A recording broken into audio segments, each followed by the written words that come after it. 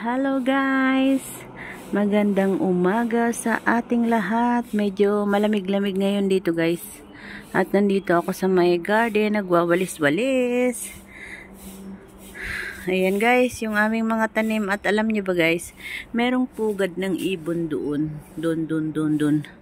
Na matagal nang hindi pinupuntahan ng ibon. Dati lagi dyan yung ibon. Siguro napisa na. Tapos di na siya bumabalik dun sa likod nung yung sensor light.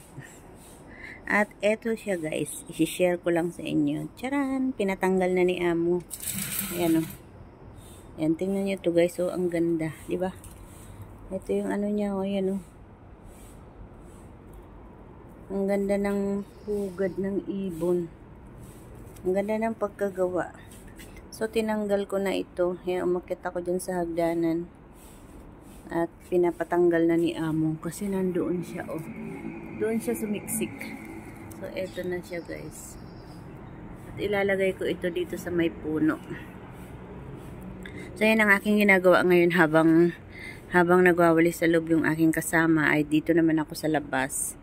Nagwawalis-walis. At ito nga, guys, tinanggal ko ito. Ayun yung mga niya nalaglag dun sa floor.